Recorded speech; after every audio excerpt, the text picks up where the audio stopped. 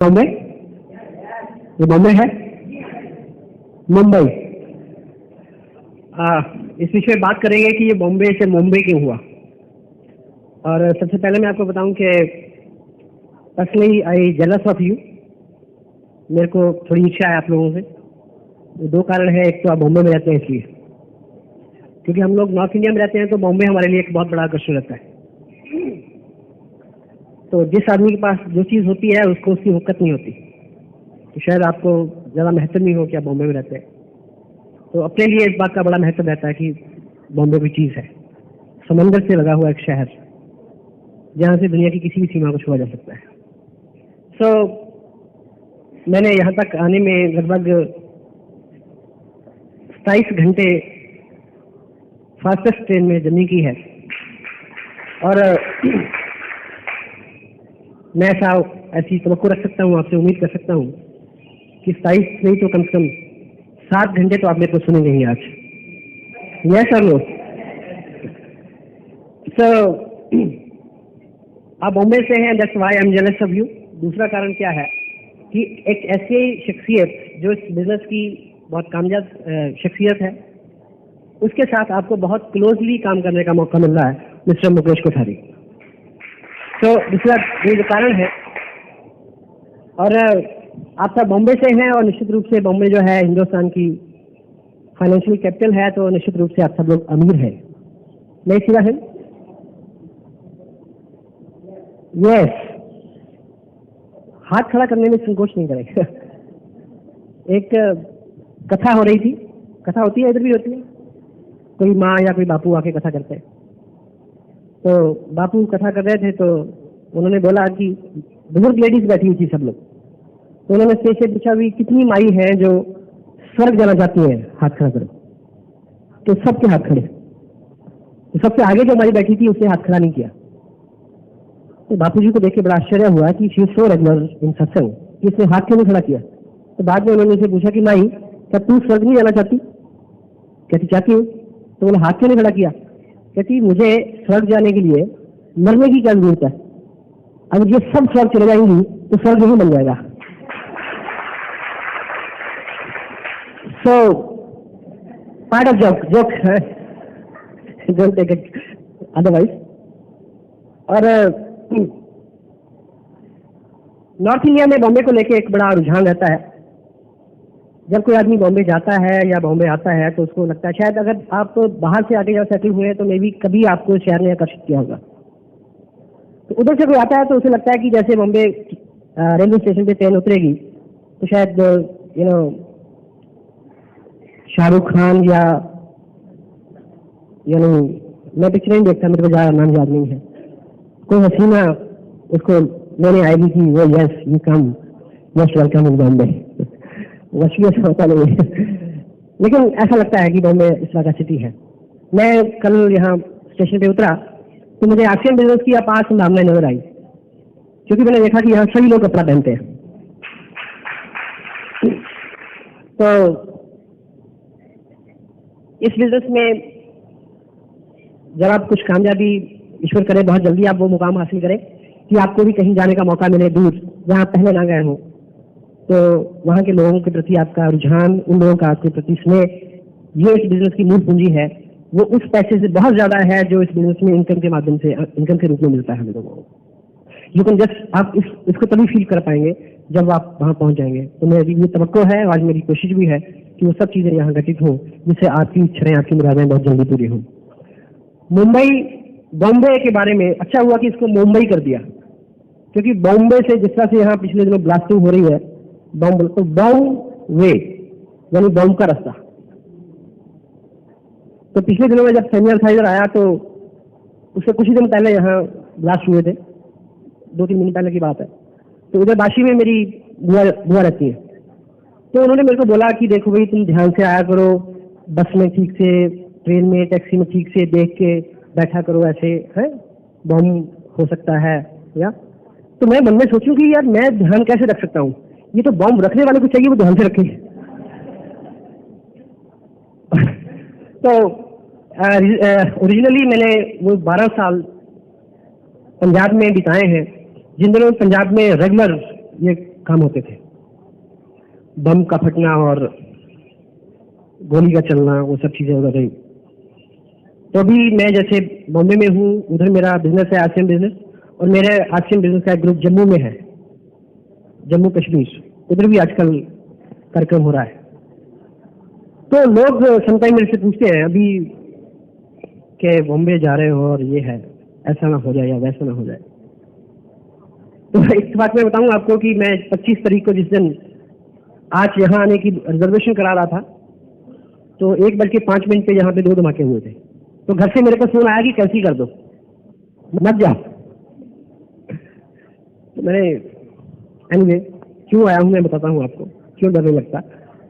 और 11 तारीख को मेरी 1 बजे ट्रेन थी, वहां से सुबह मैंने न्यूज़पेपर पढ़ा तो उसमें लिखा था 11 तारीख 2nd एनिवर्सरी थी ट्विन टावर के गिरने की, उसमें लिखा था महाराष्ट्र हाई अलर्ट।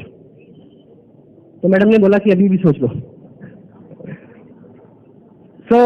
कश्मीर है, पंजाब को मैंने जिया है, बॉम्बे में आपके सामने हूँ। आप एक चीज का ध्यान रखें, आप सावधान रह सकते हैं इस चीज से, ये कुछ नहीं होने वाला। मेरा एक फ्रेंड है, उनके साथ में एक चीज शेयर करता हूँ कि अगर बम फटते हैं, गोली चलती है, कोई डरने की बात नहीं है। पंजाब में मैंने 12 साल इस चीज को देखा है।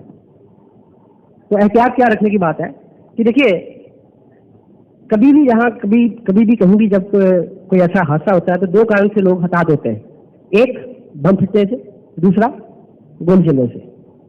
तो जब कहीं भी ये 2 चीजें हो, उस वक्त आप वहां नहीं होने चाहिए, बाकी कोई खतरा नहीं है।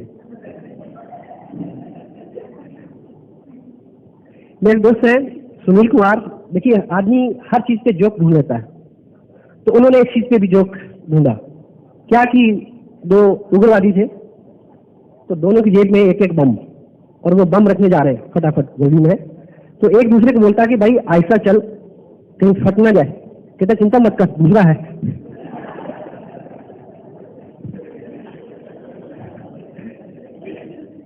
ये लाइफ का, मैं आप देखिए, ये लाइफ का पार्ट है, ये सब चलता रहेगा और जीवन भी चलता रहेगा। जब से दुनिया बनी है, अलग अलग कारणों से विघटन हुए हैं, अलग अलग कारणों से, बीमारियों से, दूसरी तीसरी तरह से। लेकिन एक सोच हम सबकी होनी चाहिए कि हमारा जो उद्देश्य है जीवन में वो पॉजिटिव होना चाहिए, और अंततः जो है वो सत्य की, अंततः अच्छाई की जीत होती है। और हम सब लोग उस बेटर पार्ट का हिस्सा है, इस बात पे हम सबको गर्व होना चाहिए। मैं आपके साथ हूँ इसके साथ। Thank you very much. और हर आदमी का पहला दिन होता है इस बिजनेस में आने का।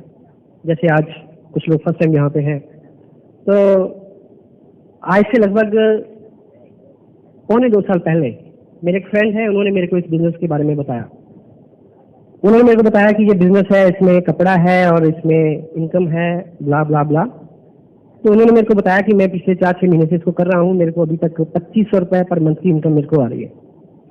तो मेरे को by profession I am journalist, I am landscaper, मेरा लैंडस्केप का बिजनेस है। एज हॉबी बीइंग जर्नलिस्ट मैंने लगभग 12-13 साल नॉर्थ इंडिया के करीब 12 न्यूज़पेपर को रिप्रेजेंट किया है। तो उन दिनों थैंक यू, उन दिनों मैं बिजी था, और वो मेरे फ्रेंड मेरे उस प्रोजेक्ट से जहाँ मैं काम कर रहा था करीब 400 किलोमीटर दूर रहते थे। तो मैंने जल्दबाजी में कुछ सुना, कुछ नहीं सुना, तो मैं वापस अपने काम पे चला गया। तो उस दिन के 1 साल बीतने के बाद अनजाने में कोई व्यक्ति मिला, जैसे अभी कुछ लोग किया करते हैं कि जो लोग मीटिंग में आए, प्लान देखा, उनको बड़ा एक्साइटिंग लगा, वो बिना ज्वाइन किए, बिना खुद सीरियस हुए, बिना अपने स्पॉन्सर से गाइडलाइन लिए लोगों से बात करना शुरू करते हैं। उसका नुकसान क्या होता है वो इसी कहानी में आपको सुनने को मिलेगा। तो जब उन्होंने मेरे से शेयर की अपॉर्चुनिटी, उसके 1 साल बाद एक व्यक्ति मेरे को मिला, उसने बोला कि मैंने एक चीज देखी है, बहुत बड़ा पैसा बनता है उसमें। मैंने पूछा क्या? बोला आसियान बिजनेस। मेरे को स्ट्राइक किया कि ये नाम सुना है मैंने। फिर मेरे को याद आया कि हाँ, अपना आदमी ने मेरे से ये अपॉर्चुनिटी शेयर की थी। तो उन्होंने बड़ा एक्साइटमेंट में बहुत कुछ बताया। तब मेरे पास थोड़ा स्पेस था कि मैं इसको दोबारा देखूं। तो मेरे को लगा कि ये दिस इज राइट टाइम में भी। तो मैं 400 किलोमीटर ट्रैवल करके अपने उस दोस्त के पास गया जिन्होंने फर्स्ट टाइम मेरे को अपॉर्चुनिटी शेयर की थी।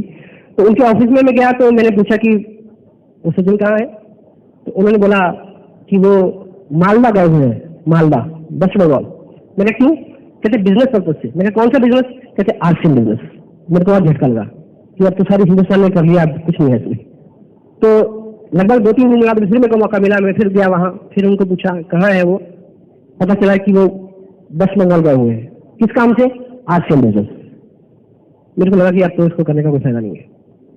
लेकिन थर्ड टाइम मेरे से, देखिए आप एक आदमी ढूंढते हैं जो आदमी ज्वाइन करे और काम करे, और मैंने लगातार कम से कम भी 6 महीने अपने स्पॉन्सर को ढूंढा।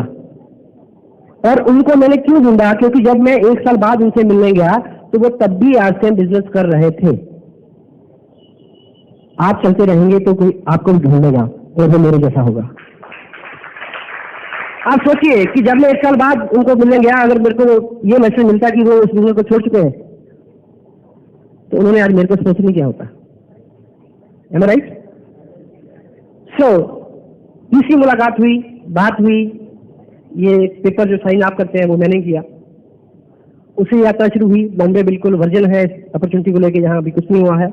मैंने उस एरिया में इस बिजनेस को शुरू किया जहाँ पे ये बिजनेस पिछले 2.5 साल से चल रहा था। उसके बावजूद भी पूरे विश्वास के साथ लोगों से बात की। एवरेज यस मिलती जाती है इसमें, एक लॉ ऑफ एवरेज है, उसके मुताबिक आपको रिजल्ट मिलेंगे ही मिलेंगे। दुनिया की कोई ताकत नहीं है जो आरसीएम बिजनेस को मना करे, जिससे यस प्लान। और जिस तरह की लीडरशिप है फॉर्चुनेटली, और उस व्यक्ति को जिसने मेरे को साइन किया, जो मेरे स्पॉन्सर है, उनका नाम है मिस्टर सुरेंद्र वत्स। आप पहले उनको इस धरती को देख चुके हैं, और आज उनकी ऑर्गेनाइजेशन में लगभग 50,000 से ज्यादा डिस्ट्रीब्यूटर है और 1.25 लाख रुपए पर मंथ से ज्यादा उनसे निकले। सो एक लॉ ऑफ एवरेज है, उसके मुताबिक आपको रिजल्ट मिलेंगे। आप कभी इस बात को ये ना लेके चलें कि भी फलां नहीं कर सकता है, मैं नहीं कर सकता, या इस तरह की चीजें, इनकी कोई बात नहीं है। अगर आप चलेंगे तो डेफिनेटली आपको लोग मिलेंगे। तो अब ये देखें कि जिस व्यक्ति ने मेरे को 1 साल बाद इस अपॉर्चुनिटी को बताया, अगर वो सीखा हुआ होता, थोड़ा सा वो सीरियस होता, उसने खुद ज्वाइन किया होता, तो मैं उसको ज्वाइन करता। लेकिन ऐसा नहीं हुआ। सो ये छोटी छोटी बातें हैं। आज हम काफी चीजों के ऊपर बात करेंगे। कुछ ऐसे पॉइंट्स मैंने नोट किए हैं जो जहां जहां भी मेरा जाना होता है, जो वहाँ की कॉमन प्रॉब्लम्स रहती है, क्योंकि दुनिया सारी एक जैसी है। कहीं भी कभी आपको लगता है कि बॉम्बे में नहीं वहां चलेगा, वो कहते हैं कि बॉम्बे में चलेगा। ये सब अल्यूजन और कंफ्यूजन है, कहीं भी कुछ भी हो सकता है। और एक चीज का मैं आपको और प्रॉमिस करना चाहता हूँ, क्योंकि मैंने ये चीज 5-7 शहरों में देख ली है। आज हम एक छोटे से हाल में यहाँ कुछ लोग बैठे हैं, और आप देखेंगे कि आप इससे बड़े ऑडिटोरियम में 2 महीने बाद बिजनेस जाएगा, और 2 महीने बाद उससे बड़े ऑडिटोरियम में, और लगभग 1 साल 1.5 साल का समय आप इसके साथ रहिए। और इसी तरह का कोई बड़ा सेमिनार क्रिकेट स्टेडियम में भी होगा, ये सच है। और ये बिजनेस बढ़ेगा, इस शहर में करोड़ों रुपए का टर्नओवर होगा। लेकिन खुशी की बात यह है कि वो आपके माध्यम से होगा। जो लोग आज यहाँ पे हैं वही वो लोग हैं जिनके माध्यम से इस शहर में मैक्सिमम बिजनेस होने वाला है। So you are very lucky. अभी शुरू में जो लोग हाल ही में बिजनेस में आए हैं, उनके साथ एक शुरू में दिक्कत रहती है, जो अमूमन आदमी के साथ रहती है। हम लोग एक्सपर्ट्स ढूंढना शुरू करते हैं कि फलां आदमी, उसने फलां एमएलए में बहुत अच्छा काम किया था, अगर वो आ जाएगा तो बहुत अच्छा हो जाएगा। या मैं तो उन लोगों को ज्वाइन कराऊंगा जो काम करें। ये सिद्धांत बिल्कुल गलत है, क्योंकि आप प्री जज कर रहे हो। आप कभी नहीं बता सकते कि ये व्यक्ति काम करेगा और ये नहीं करेगा। आपको इस बिजनेस में एक किसान की तरह काम करना है। किसान किस तरह से काम करता है? किसान कभी भी बीज बोते हुए किसी बीज को पकड़ के ये पूछता नहीं है कि बता तू उगेगा कि नहीं उगेगा। अगर तो उगेगा तो तेरे को बोल, नहीं तो नहीं बोल। सही है गलत? तो जो भी लोग कपड़ा पहनते हैं, जिनके घर में भी चाय बनती है, जो भी लोग कभी कभी नहाते हैं 5-7 दिन में एक बार ही सही, वो सब लोग इस बिजनेस में काम कर सकते हैं। देखिए, अगर हमें पता हो कि कौन चलेगा कौन नहीं चलेगा, महेश भट्ट की कोई फिल्म फ्लॉप ही ना हो। हेलो, हो सकती है जी? अगर उसको पता हो कि कौन सी चलेगी कौन सी नहीं चलेगी, तो वो फ्लॉप होने वाली बनाएगा ही नहीं। सही है? अगर हमारे पेरेंट्स को पता हो कि कौन सा बच्चा लायक निकलेगा कौन सा नालायक, मैं और आप तो पैदा ही ना होते। ये ईश्वर का शुक्र है कि किसी को पता नहीं है, इसलिए हमें जरूरत है। सो प्री जजमेंट जो है वो गलत है। कोई भी आदमी किसी भी तरह का है, किसी भी एटीट्यूड का है, जब वो इस बिजनेस में आ जाएगा तो इस बिजनेस की रंगत उसके ऊपर जब चढ़ेगी, वो अपने आप अंकुरित होगा, पेड़ बनेगा, फल आएंगे उसके ऊपर। समय लगेगा, लॉ ऑफ नेचर के अकॉर्डिंगली इस बिजनेस में काम होना है। इसलिए किसी भी तरह की जो प्री जजमेंट है वो आपके बिजनेस को बहुत पीछे रख सकती है। प्री जजमेंट नहीं करें, सबको समान रूप से बिजनेस दिखाएं और उनको इस बिजनेस में काम करने का मौका दें। और सभी लोग कामयाब होना चाहते हैं, और ये बड़ी अच्छी बात है कि इस बिजनेस में, ऐसे बिजनेस में पिछले 3 साल में बहुत सारे लोगों ने बहुत सारा काम करके एक ऐसा मैप बना दिया है कि उसमें चलते कोई भी कामयाब हो सकता है। जिस तरह से आजकल माहौल है, स्पेशली जैसे कश्मीर में हो रहा है, वहाँ एक चीज आती है कि जब रोड के ऊपर माइन बिछा दी जाती है ब्लास्ट करने के लिए। सपोज यहाँ माइन बिछी हुई है, नीचे बम है, आपको नहीं पता, और एक आदमी एक्सपर्ट है, वो आदमी ऐसे पांव रख के ऐसे आगे बढ़ के, उसको पता है कि कहाँ बम है कहाँ नहीं है, तो वो निकल गया।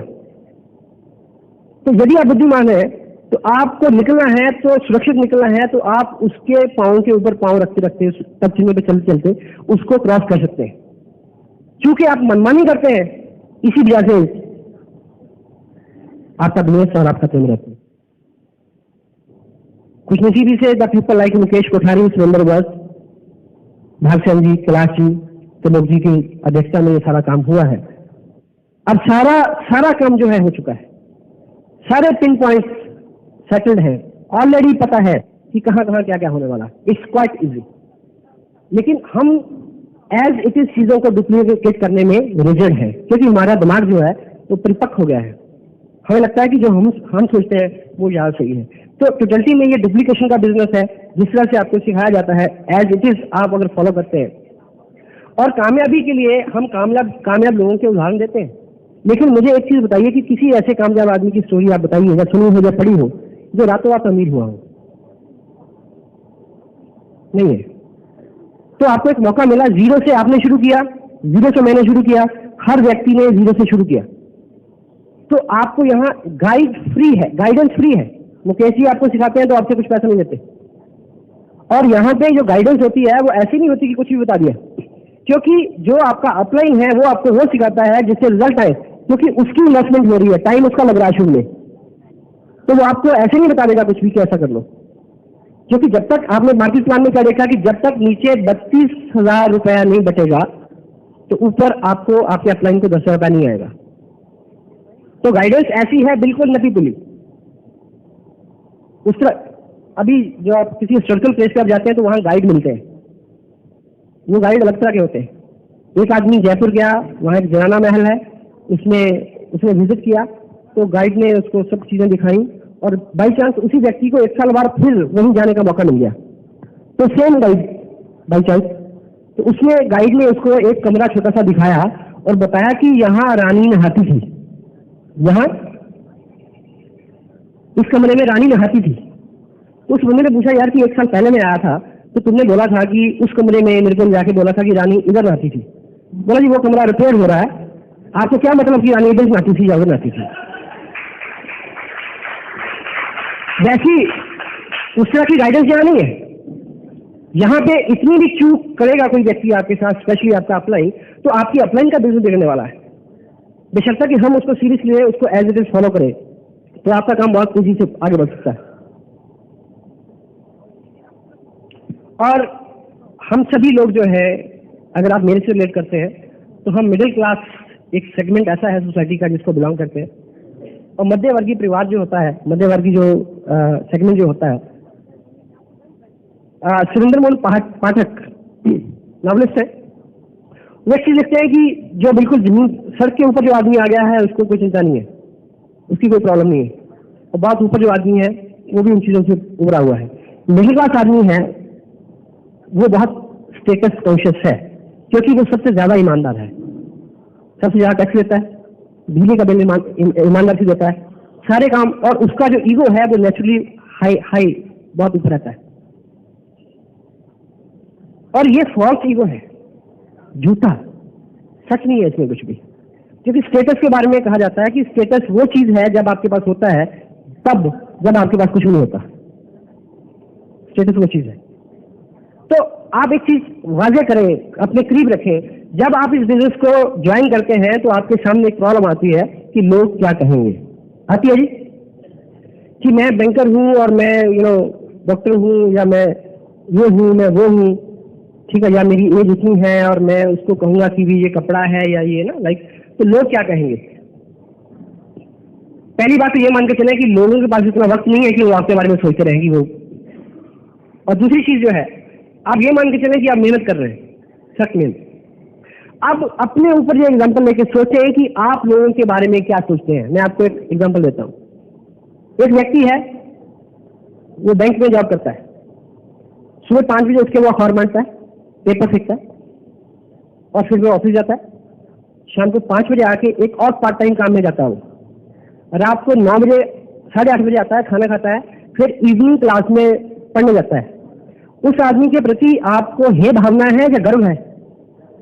हेलो, गर्व है ना?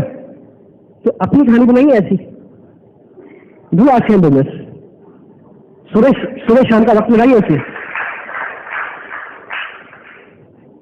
हम देखिए लोग क्या कहेंगे, आप सोचते रहिए कि आपका पड़ोसी क्या कहेगा, और आपका पड़ोसी आजकल बिजनेस करके बहुत पैसा कमा लेगा और ये नहीं सोचेगा कि आप उसको क्या कहेंगे। यदि आपके बिजली के बिल, यदि आपके बच्चों की फीस, यदि आपका मेडिकल खर्च, यदि आप में कोई इमरजेंसी आ जाए, भगवान ना करे हार्ट अटैक, दूसरी प्रॉब्लम आ जाए, अगर ये सारे खर्चे आपके पड़ोसी में देने हैं तो आप उसकी परवाह करें, अदरवाइज ना करें।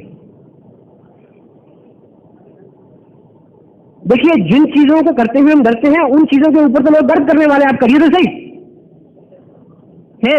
बॉम्बे हो सकता है, यस यस हो सकता है। तो केवल आप स्टार्ट करें, जिन चीजों से आपको डर लगता है, जिन चीज को आप ये सोचते हैं, हीन सोचते हैं, उन्हीं चीजों पे आपको गर्व होना शुरू हो जाएगा। उन्हीं चीजों पे आपके पड़ोसी और आपके रिश्तेदार गर्व करेंगे। लेकिन इस दुनिया की दिक्कत क्या है, people never accompany your struggle, people accompany your success। जब आप संघर्ष करते हैं तो आप अकेले होते हैं, जब आप कामयाब हो जाते हैं तो सारे आपके साथ आ जाते हैं। तो चलेंगे, यस चल सकते हैं, क्योंकि इस बिजनेस में इतना कुछ आसान हो गया है आज की डेट में। जिस तरह के प्रोडक्ट हैं, जिस तरह की हेल्प है, ये एक्सेसिबल है, पॉसिबल है, आप इसको कर सकते हैं। और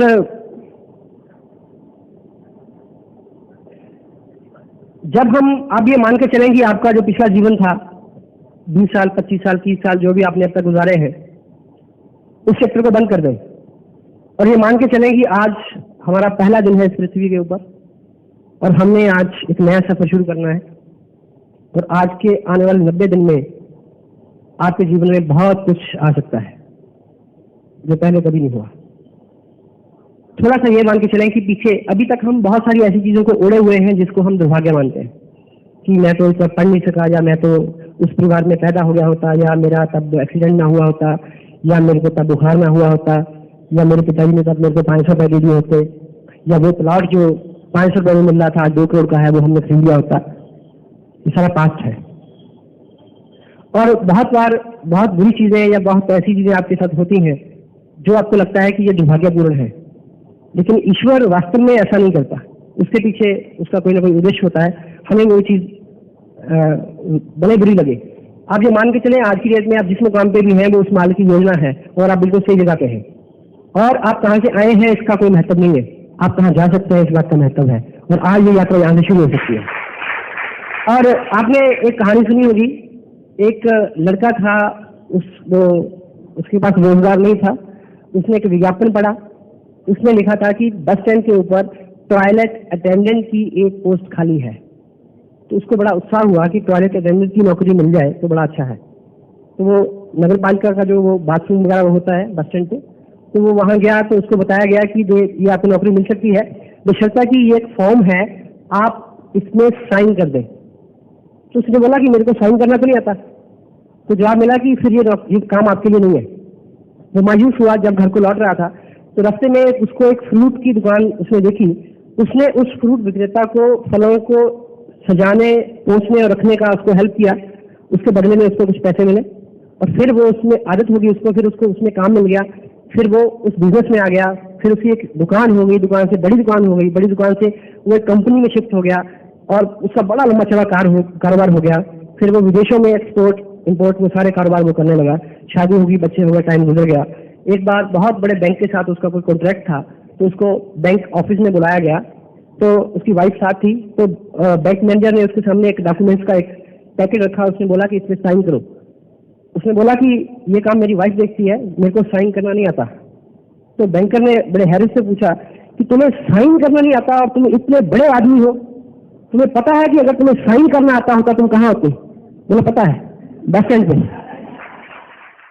और पहली चीज यही है कि आप 100% यूजर बने, प्रोडक्ट आपने खुद पहना हुआ हो जब आप इस बिजनेस की बात करें। क्योंकि बहुत बार हमें लगता है कि यार मैं करूँ ना करूँ लोग कर लेंगे, ऐसा नहीं होगा। शुरुआत आपसे होगी। आप कितने, आप अदरवाइज 100 चीजें कर लें, अगर आप बुनियादी चीज नहीं कर रहे हैं तो बड़ा मुश्किल हो जाएगा। गांधी जी ने संकल्प लिया कि चरखा, ठीक, चरखा चलाने का, तो गांधी जी ये कह सकते थे भी मैं इतना बड़ा लीडर हूँ, मेरे को इतने डिग्निटी से मिलना पड़ता है, इतनी दूर में ट्रैवल करता हूँ, लोग मेरे पास आते हैं जाते हैं, मेरे पास कोई काम है, तो मैं नहीं चलाऊँ तो क्या हुआ, लोग तो चलाएंगे। पर ऐसा नहीं होता। कुछ भी करके उन्होंने स्वयं समय निकाला इसको चलाने के लिए। अगर आप करेंगे तो लोग करेंगे, आप नहीं करेंगे तो लोग नहीं करेंगे। जो कुछ भी आप चाहते हैं कि आपकी डाउनलाइन करे, सबसे पहले आपको अपने से शुरू करना पड़ेगा। स्वयं से शुरू करेंगे तब बात आगे बढ़ेगी। आपके तन के ऊपर कपड़ा आरसीएम का होना चाहिए।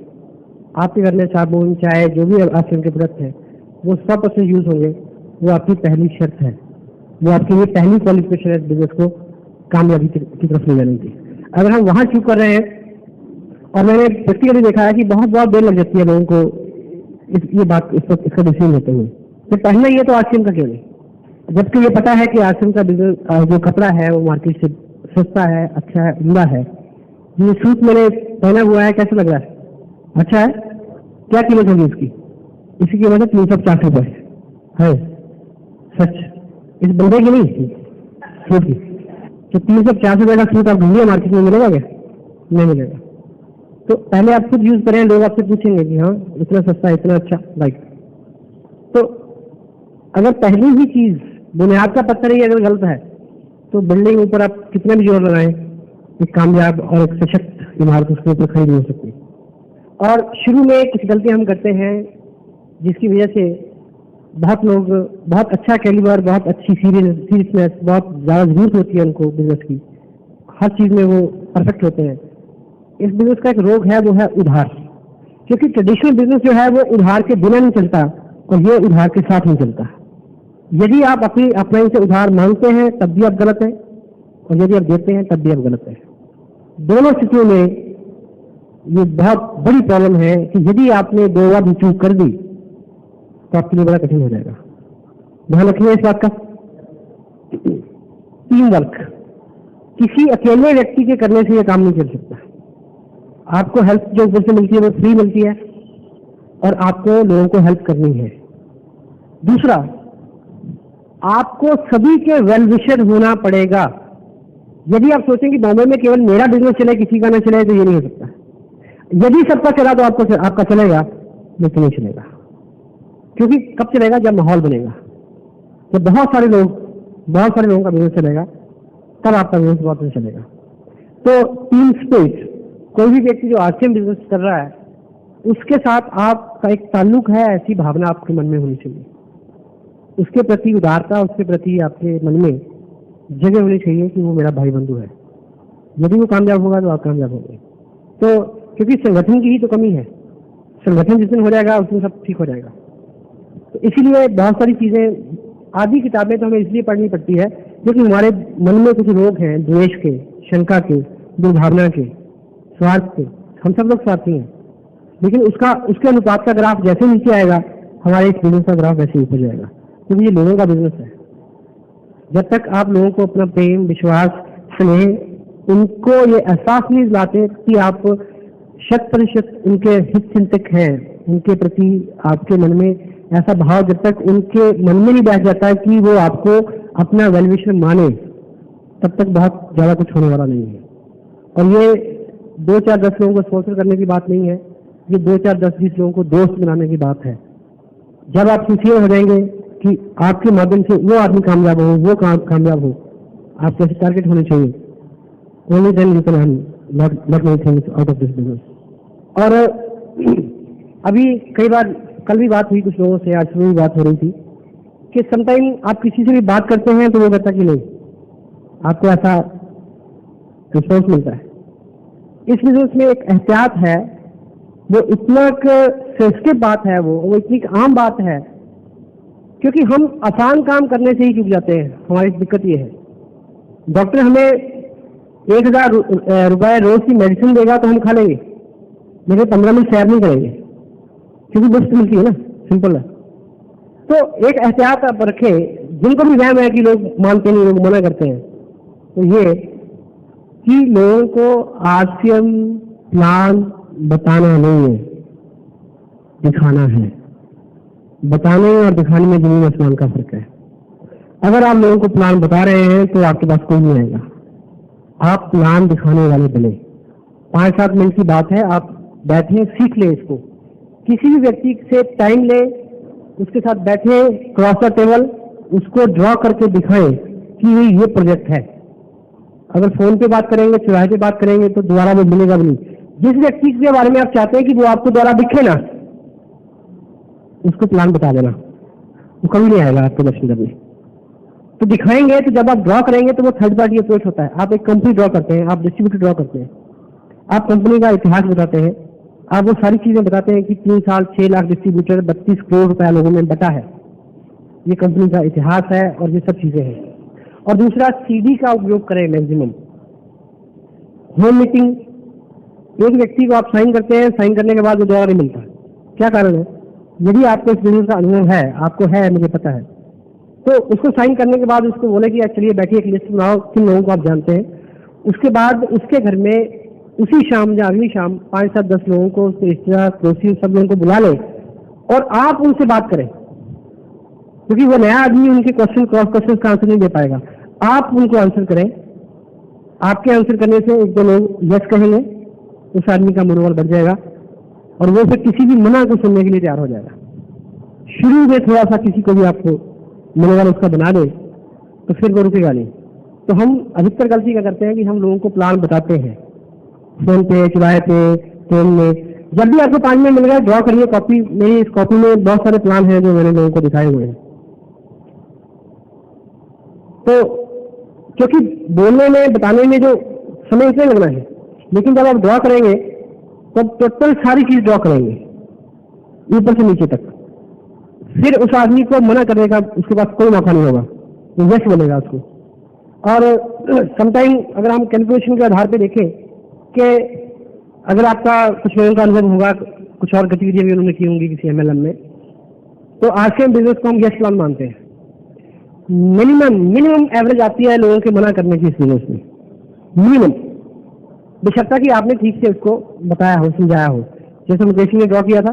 क्योंकि जब ऐसे किसी बड़ी सेमिनार में बात होती है तो उससे आगे पीछे काफी चीजें हम बताते हैं, लेकिन अगर टोटलिटी में प्लान दिखाने की बात आती है तो वो 7-8 मिनट की कार्रवाई है। आप एक आंकड़ा अगर देखें, अगर आप 10 लोगों को प्लान दिखाएंगे तो 7 लोग यस कहेंगे, ठीक, और 100 लोगों को प्लान दिखाएंगे तो 70 लोग यस कहेंगे, ठीक। और यदि इसी एवरेज से आप 1000 लोगों को प्लान दिखाएंगे तो 700 लोग यस कहेंगे। और ये 1 साल के भीतर 6 या 10 महीने, जितनी जल्दी आपने करना है ये आपके ऊपर निर्भर करता है। जैसे आप 700 लोगों को प्लान दिखाते हैं, 1000 लोगों को प्लान दिखाते हैं, 700 लोग यस कहेंगे, तो इतना करते करते आप टेक्निकल बोनस में होंगे। तब आपकी पर मंथ इनकम होगी 1 लाख रुपए, लेकिन तब तक करीब 20 लाख रुपया आपके पास आ चुका होगा मोटे तौर पे, ठीक। लेकिन इस कार्यक्रम को करते हुए आपने 1000 लोगों से बात की, 700 ने यस कहा, तो लोग कितने लोगों ने कहा? 300 लोगों ने।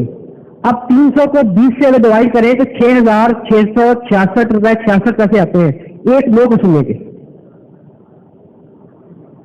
जब आपको एक आदमी मना करे तो आप मान लें कि मैंने आज 6666 रुपए 66 पैसे कमा लिए। एवरेज ऐसी आनी है, लेकिन चलना पड़ेगा उतनी दूर तक। फर्क क्या है कि हमें ये पता नहीं है शुरू में, और संभवतः कई बार 10 नो सुनने के बाद हमें कंजेक्टिवली 20 यस सुनने को मिलती है। तो ये उसी तरह ये कैलकुलेशन ऐसी नहीं बनी, इसके पीछे रिसर्च है, इसके पीछे लोगों ने टाइम लगाया है। और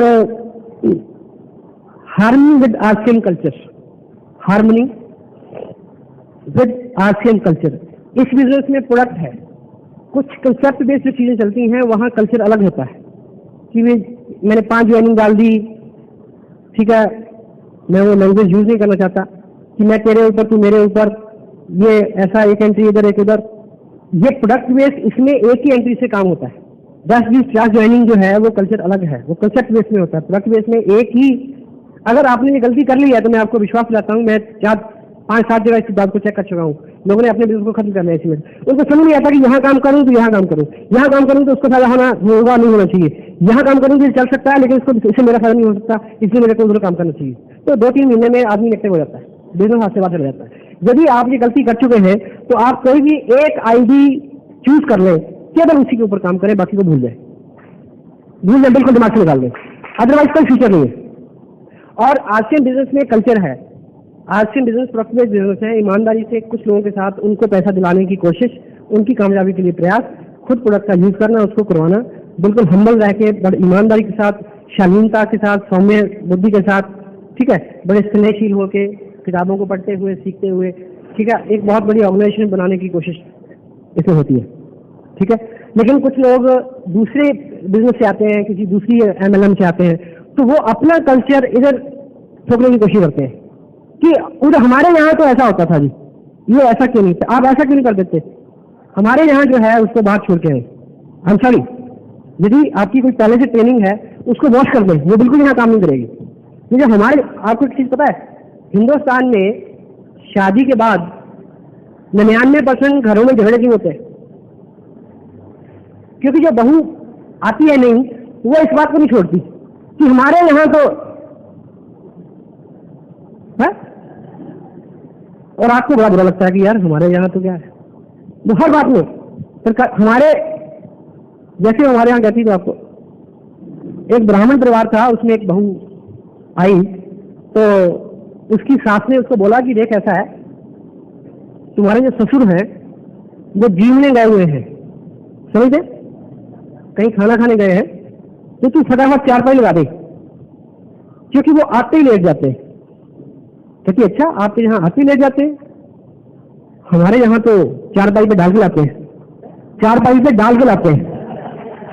सो हमारे यहाँ का जो कल्चर है, आप एक देखिए, परिवारों में क्या होता है, एक परिवार की संस्कृति दूसरे परिवार में खपती नहीं है, तो एक बहू को आत्मसात करना होता है उस परिवार की सारी मान्यताओं, मर्यादाओं को, कल्चर को, खान पान, व्यवहार को, तब आपका परिवार सुखी रहता है। तो यदि आप उसको मिक्स करते रहेंगे तो उसमें दिक्कत आएगी। ऐसा मैं नहीं कहता कि वही आप सारे समझौते करें, लेकिन टोटलिटी में यहाँ बिजनेस है जहाँ पे एक एथिकल साइंस की बात हो रही है। सो यदि आपकी ट्रेनिंग कुछ दूसरी तरह की है तो वो कतई तौर पे यहाँ लागू नहीं होगी, कतई तौर पे वो सिद्धांत यहाँ काम नहीं करेंगे। आप जितनी जल्दी उससे अलग हो जाएंगे उतना आसान आपका काम हो सकता है। और सेमिनार्स का एक महत्व है। अभी मेरी बात हो रही थी सिद्धू साहब से, उनका मानना था कि लोग आते नहीं हैं।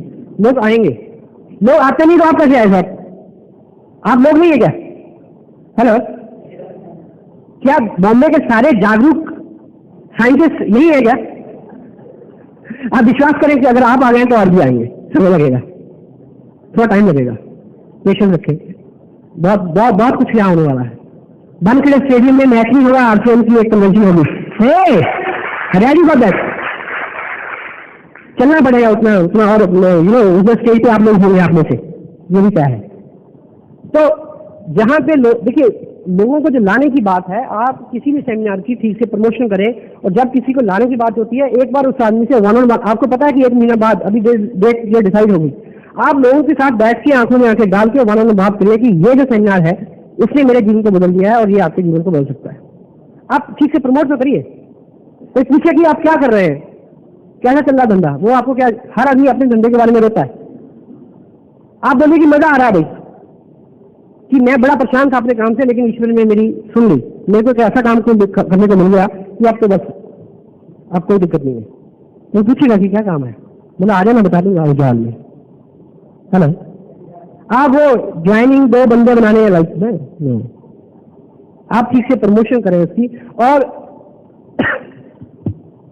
एक सेमिनार क्या है, बार बार किसान की तरह से आपको काम करना पड़ेगा। मैंने पहले भी एग्जांपल दिया, किसान एक बीज को बोता है तो उसके लिए वो 3 तरह की संभावनाएं पैदा करता है जमीन के लिए, वही आपने एक डिस्ट्रीब्यूटर के लिए पैदा करनी है। किसान एक बीज को जब बोता है तो जमीन के अंदर 3 तरह की संभावनाएं पैदा करता है। पहली ह्यूमिडिटी, नमी, दूसरी हवा, तीसरी गर्मी। 3 चीजें जब उसको एक ही साथ मिलती हैं तो वो बीज है वो अंकुरित हो जाता है। तो सेमिनार में 3 चीजों की अवेलेबिलिटी रहती है। यदि कोई आदमी साइन हुआ है वो सेमिनार में नहीं आया, अभी वो डिस्ट्रीब्यूटर नहीं बना है, तो सेमिनार में 3 चीजें मिलती हैं उसको। क्या क्या? Knowledge, motivation, believe. ये 3 चीजें उसको यहाँ मिलती हैं। इससे पहले उसने किट खरीदा है, कपड़ा खरीदा है, बिजनेस नहीं खरीदा। उसके लिए जो बिजनेस है यहाँ आने के बाद। और इसका एक छोटा सा प्रूफ आप सीडी उसको दिखाएं। सीडी का मैं बार बार बोल रहा हूँ, सीडी एक सशक्त माध्यम है इस बिजनेस को, किसी भी आदमी को ये दिखाने के लिए कि ये कंपनी बेस्ड बिजनेस है, लोग हैं, लोग कामयाब होते हैं, एक आम आदमी इस बिजनेस से बहुत सारी इनकम ले सकता है और ले रहा है। तो ये केवल इसके थ्रू है। और सेकंड, जब कोई भी व्यक्ति, यदि आपको इस बिजनेस में कुछ ज़्यादा दिन हो गए हैं और आप उस लेवल को पार कर चुके हैं, तो जब भी कोई आदमी आपकी ऑर्गेनाइजेशन में कोई एक्साइटेड आदमी आता है तो आप ख्याल करें कि वो ये गलती ना करे। जो ज्वाइनिंग है, कोई भी पोटेंशियल आदमी एक ही महीने में 10, 20, 50 लोगों को ज्वाइन करा सकता है, ये होता है। उस वक्त आप इस बात का ख्याल करें कि वो अपने कॉमन फ्रेंड्स जो हैं, एक दूसरे को जानने वाले, उनको इस तरह से स्पॉन्सर करें एक लाइन में, और अपने फैमिली फ्रेंड्स और वो लोग जो इन लोगों के अच्छे जानकार नहीं है उनको दूसरी तरफ रखें, ताकि दोनों में विवाद और खींचतान ना हो। क्लियर? हेलो, ये क्योंकि शुरू में अगर आपने ये गलती की तो समटाइम एक अच्छा चलने वाला आदमी जो है वो इस वजह से कंफ्यूज हो जाता है। आप क्या करते हैं कि आप यहाँ पे हैं, आपके 2 दोस्त हैं, एक केबल लगा दिया, एक केबल लगा दिया, आप 3 दोस्त हैं और ये दोनों में तलाक करा दिया आपने। ठीक है, तो ये गलती ना करके अगर ऐसे स्पॉन्सर करेंगे तो आपने 5 दोस्तों को ऐसे अगर ज्वाइन कराया होगा तो क्या महसूस होगा? इसको महसूस होगा कि मेरे नीचे 4 लोग हैं, इसको अच्छा लगेगा कि 4 लोग ऊपर हैं, वो मेरी हेल्प करेंगे और मेरे दोस्त ही हैं। अगर उनको मेरे खिलाफ होता है तो वो इस बात को बचा लेगा। साइकोलॉजिकली आप कभी टिकट विंडो पे खड़े होते हैं टिकट लेने के लिए, तो यदि आप खड़े हैं और आपके आगे 20 लोग हैं तो आपको पसीना आएगा कि यार मैं तो बड़ी गलत जगह खड़ा हूँ। इत्तेफाक से एक दूसरी ट्रेन आगे खड़ी होती है, उसने उसके पैसेंजर्स ने वहीं से टिकट लेना दूसरी ट्रेन का, और 100 आदमी उसके पीछे लग जाता है। आप खुश हो जाते हैं कि मेरे पीछे था। हेलो, आप वहीं पे, आपका नंबर नहीं पड़ा है, आप 20वें नंबर पे, कोई फर्क नहीं पड़ा। लेकिन आप इसमें जानने वाले लोगों को ये साइकोलॉजिकली ये बड़ा अच्छा लगता है कि चलो मैं अगर नीचे भी हूँ तो मेरा बेनिफिट 4 लोगों को जाएगा जो मेरे दोस्त हैं, और ये 4 लोग मेरे को हेल्प करेंगे। और जब वो 4 लोग एक आदमी को भी स्पॉन्सर करके उसके नीचे लगाएंगे तो उसके नीचे भी 4 लोग हो जाएंगे, तो पसीना उसका सूख जाएगा। ठीक है, तो ये पहला एहतियात है कि जब भी कोई पोटेंशियल आदमी काफी लोगों को ज्वाइन कराता है तो यदि इस चीज का वो ख्याल रखेगा। और दूसरा, अभी मुकेश जी ने बोला था कि जो क्यों सही में ये मल्टी लेवल मार्केटिंग है और दुनिया की बड़ी बड़ी कंपनियां इसकी तरफ बहुत उम्मीद से देख रही हैं। और लेकिन जब भी कोई चीज चलती है, आपको याद है कि जब ये पिक्चर बनी थी हम आपके हैं कौन, हेलो, वो कामयाब हो गई। उसकी खासियत, पिक्चर की जो भी हो, उसके नाम की एक खासियत थी, हम आपके हैं कौन, 4 शब्द एक सेंटेंस था। तो फिर उसी तरह की 100 फिल्में बनी, दिल वाले दुल्हनिया ले जाएंगे, हेलो, एक ट्रेन चल जाता है, होता है। राजपूत ने बॉय पिक्चर बनाई थी, वो हिंदुस्तान की पहली ऐसी पिक्चर थी जो एक टीनेजर लव स्टोरी थी। उसके बाद हर फिल्म का ट्रेंड हो गया। तो जब कोई अच्छी चीज चलती है, मल्टी लेवल मार्केटिंग में कुछ चीजें अच्छी चली, उसके बाद उसके बिगड़े हुए स्वरूप लोगों ने घर से कंपनी ब्ला कंपनी ब्ला कंपनी ब्ला कंपनी, एक आदमी एक थैला खोलकर 10 कंपनी डाल लेता है उसमें से, हेलो। तो ये माहौल है। अभी मैं आपको कुछ डॉक्यूमेंट्स दे रहा हूँ जिससे आपको ये वाज़ेह हो जाएगा कि सही और गलत चीज में फर्क क्या होता है। ये इसकी एक कॉपी आपको मिल जाएगी, difference between MLM and so called MLM। पहले कॉलम में मार्जिनल डिविजिबिलिटी सिस्टम्स है, जिसमें वो सारी स्कीम्स आती हैं या वो प्रोडक्ट होते हैं जिसमें जो टेंजिबल नहीं होते। और दूसरा मेरे हिसाब से जहाँ मेरा ये हाथ है वो पेड आउट सिस्टम, जिसमें एक्शन बिजनेस आता है। दुनिया की तमाम वो कंपनी जो कंपनी बेस्ड है, प्रोडक्ट बेस्ड है, जो ईमानदारी और एथिकल बिजनेस है, दोनों में फर्क क्या है? तो इसमें लिखा है जो मार्जिनल डिविजिबिलिटी सिस्टम है वो है शॉर्ट टर्म है, करंट इनकम है लेकिन थोड़े टाइम के लिए, कंपनी की कोई इन्वेस्टमेंट नहीं होती इसलिए भागने में उनको आसानी रहती है। वो स्कीम्स है उसमें कोई फ्यूचर नहीं है और अनसर्टेन प्रॉफिट है और आपकी रेपो को वो डिक्रीज करती है। Against the law of nature, law of nature के अगेंस्ट काम करती है। विन एंड लूज सिचुएशन होती है। अवॉर्डिंग कर्ज विद मनी, आपको पैसा तो मिलता है लेकिन बहुत सारे लोग आपको बदले देते हैं क्योंकि बहुत सारे लोगों का उसमें नुकसान होता है। और दूसरी तरफ जो प्रोडक्ट बेस्ड जो कंपनीज है जिसमें लॉन्ग टर्म है वो डिलेड ग्रेटिफिकेशन लॉ के ऊपर काम करती है और कंपनी की उसकी बहुत बड़ी इन्वेस्टमेंट और स्टेक होती है जिसकी वजह से उनके भागने का कोई चांस नहीं रहता।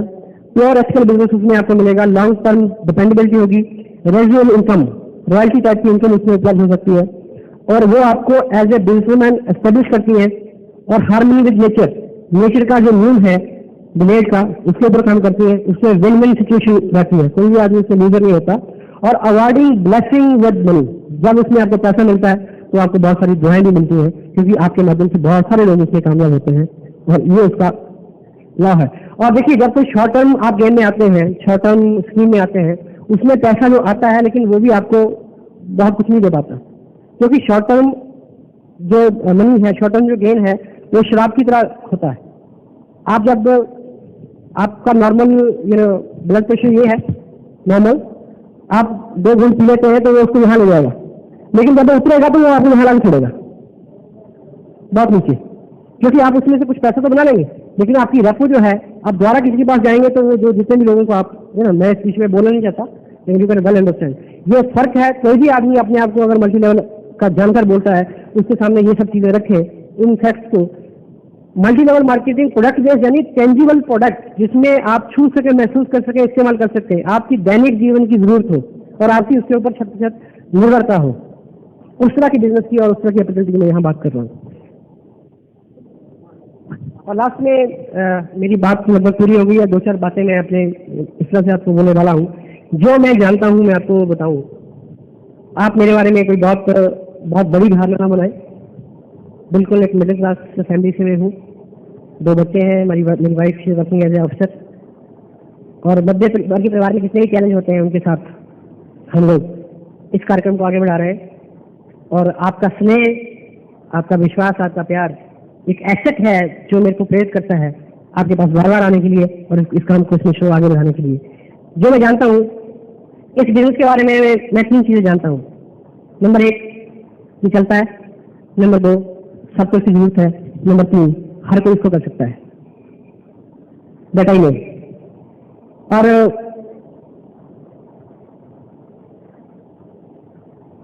और एक चीज मैं और जानता हूँ वो ये कि मैं सब कुछ नहीं जानता, इसलिए मैं इन किताबों को पढ़ता हूँ, इसलिए मैं मुकेश जी और Bhagchand ji Chhabra, mister KC Chhabra and mister Vinod Chand ji ऐसे लीडर्स की सोबत में रहना पसंद करता हूँ और इसीलिए मैं ईश्वर को मानता हूँ। क्यों? क्योंकि मैं सब कुछ नहीं जानता हूँ। विवेकानंद ने एक बात कही है, उसको मैं तस्लीम करता हूँ तहे दिल से कि मैं हजारों से अच्छा हूँ, लाखों मेरे से अच्छे हो सकते हैं, लेकिन अगर मैं पढ़ता और बढ़ता रहूंगा तो मैं भी वहां तक पहुंच सकता हूँ।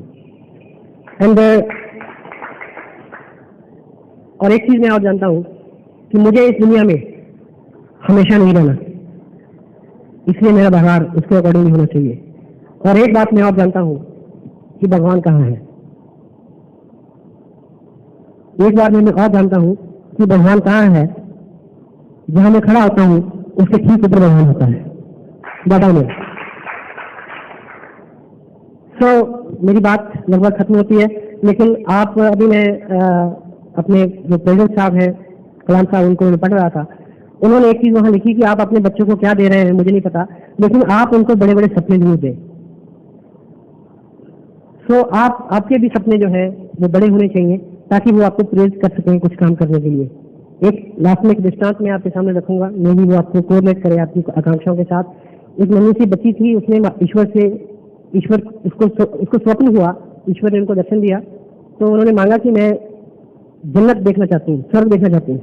तो ईश्वर ने बोला कि ये तो जिंदा जी को नहीं देख पाता, लेकिन उस बच्ची की जिद थी, उन्होंने मान ली, तो भगवान उसको स्वर्ग का दर्शन करा रहे हो, अलग अलग जो डिपार्टमेंट्स हैं उनमें उसको ले जा रहे हैं, तो वो एक एक के बारे में पूछती है और वो उसको एक्सप्लेन करते जा रहे हैं। तो वो एक बहुत बड़े हॉल में ईश्वर उसको ले गए, जो कई किलोमीटर में बना हुआ है एक हॉल। तो उसमें बहुत सारी चीजें फ्रेश पड़ी हैं लेकिन अधूरी। एक मकान है बहुत बढ़िया लेकिन अधूरा कुछ बना हुआ। एक डिग्री है MBBS की लेकिन पूरी पेंट नहीं हुई है, ठीक है। ऐसे बहुत सारी चीजें हैं, बहुत सारी चीजें, लेकिन अधूरी है, वो पूरी नहीं है। तो उस बच्ची ने पूछा कि ये क्या है? तो ईश्वर ने बोला कि ये हमारे यहाँ का गार्बेज हाउस है, ये हमारा कबाड़ घर है। बोला कैसे? उन्हें बोला कि ऐसा है कि नीचे जमीन के ऊपर जब भी कोई व्यक्ति प्रार्थना करता है और उसकी प्रार्थना के साथ उस चीज को हासिल करने के लिए काम करना शुरू करता है, तो हम ऊपर उस चीज का निर्माण शुरू कर देते हैं। तो अगर आप मकान के लिए काम कर रहे हो, प्रार्थना कर रहे हैं, तो हम वो नीचे काम करता रहता है, प्रार्थना करता रहता है और हम वो उसकी कंस्ट्रक्शन करते चलते हैं। लेकिन जब वो बिल्कुल पूरा होने को आती है, गलती से वो प्रयास करना छोड़ देता है और उसकी आधी अधूरी चीज को हम गार्बेज में डाल देते हैं। तो आपके जो भी सपने हैं, जो भी ख्वाहिशें हैं, वो बिल्कुल पूरी हो सकती हैं यदि आप हकीकत में रहेंगे। Thank you very much.